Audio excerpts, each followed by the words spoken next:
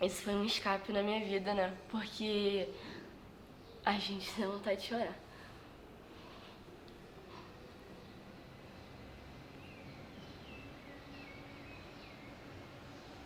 Desculpa.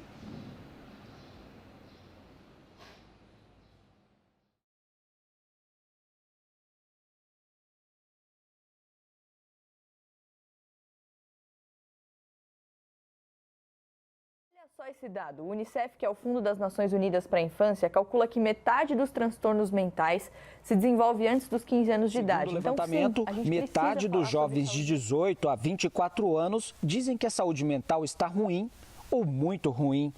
Os sintomas mais relatados foram tristeza, insônia, irritação, angústia ou medo, além de nessa crises estabilidade que eu já estou, graças a Deus, há uns 6, 7 meses, foi por conta de medicamento, foi por conta da minha família, foi por conta da minha... Meu nome é Bruna Mendes, eu tenho 18 anos. O quanto isso atrapalha no seu cotidiano no geral? Com a sua família, dentro da escola, fora dela? Atrapalha muito por causa que eu não consigo me dialogar com as pessoas quando eu quero. Às vezes também eu não sei dos meus sentimentos, não sei expressar os meus sentimentos. E isso dificulta um pouco o meu relacionamento com as pessoas, com os meus familiares, com os meus amigos. E eu sinto que com isso eu não consigo, às vezes, eu afasto eles perto de mim, entendeu? Então isso prejudica bastante. Como que é o tratamento que é realizado com os jovens que te procuram? Olha só, a minha formação acadêmica é psicologia, mas a minha formação de opção é psicanálise, né? Eu sou psicanalista. Então, a única coisa fundamental num tratamento da psicanálise é a fala, né? É o que a gente chama de associação livre. O que é isso? A pessoa vai sentar na minha cadeira ou deitar no meu divã e vai falar sobre as coisas que estão angustiando, sem a preocupação de ter sentido no que ela está falando.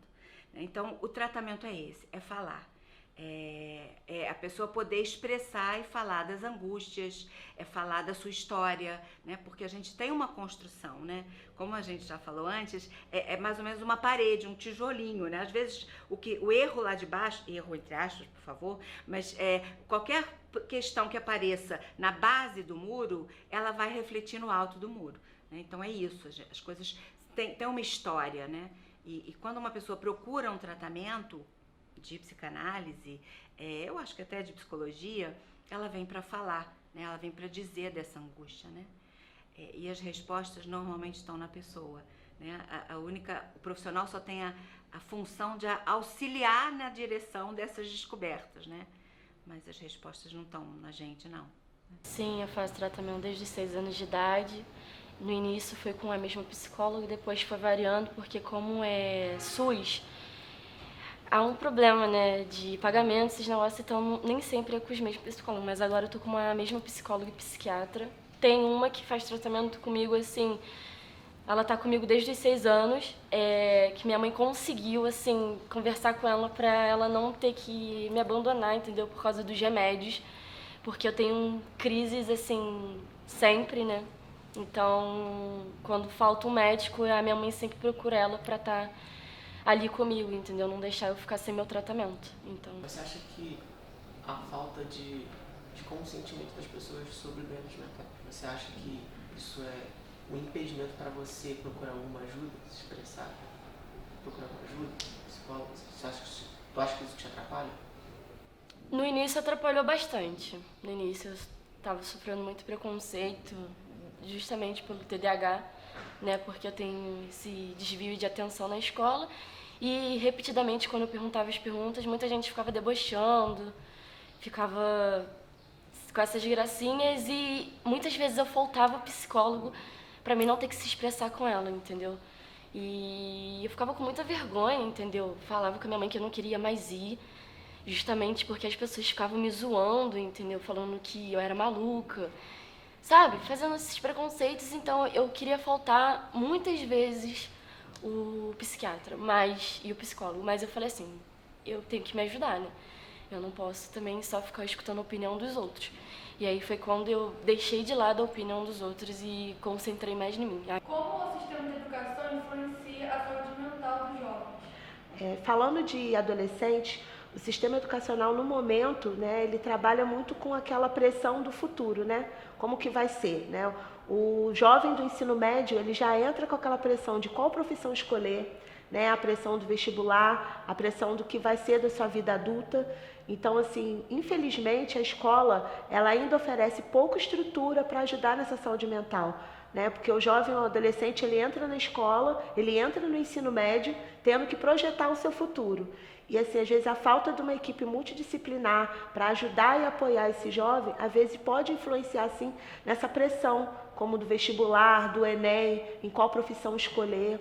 Então influencia bastante na questão como vai ser o futuro desse jovem. Qual é o seu nome, sua idade, o que você faz? Meu nome é Lara, eu tenho 16 anos e sou estudante do técnico em Química. Quanto que você acha que a pandemia afetou na sua saúde mental? Eu acho que afetou bastante, principalmente nos primeiros períodos de isolamento.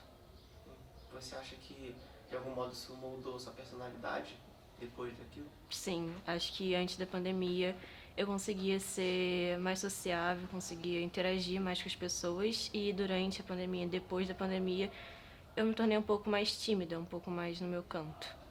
Bom, a pandemia afetou muito a minha saúde mental por causa que só de ficar em casa, sem fazer nada, sem a gente ter a presença de amigos e também porque a gente frequentava muito a escola, né? Então isso me afetou bastante, porque eu não tinha contato assim com muitas outras coisas para fazer, então só ficava em casa. Isso me prejudicou muito. Quanto a pandemia afetou a saúde mental dos jovens? Nossa, afetou a saúde de todo mundo, né? Eu não consigo precisar. Hoje, por exemplo, no consultório, não tenho nenhum jovem que diga estou aqui por causa da pandemia, né? Até se a gente parar para pensar, na minha experiência, às vezes afetou muito mais as crianças, porque as crianças no desenvolvimento, elas deixaram de ter o convívio social que é fundamental. Né? Os jovens já têm WhatsApp, já tinha formas de ter contato, né? Agora, o que a pandemia trouxe foi o medo da morte, né?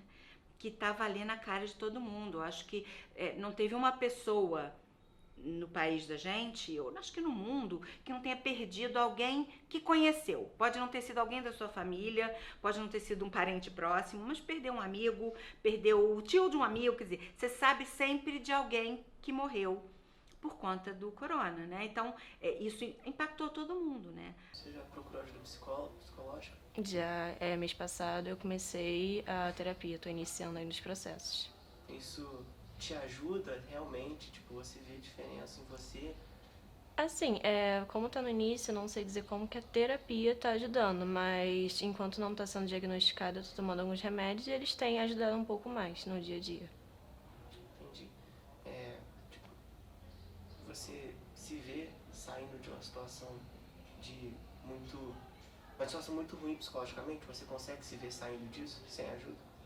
Eu acho que não. Não.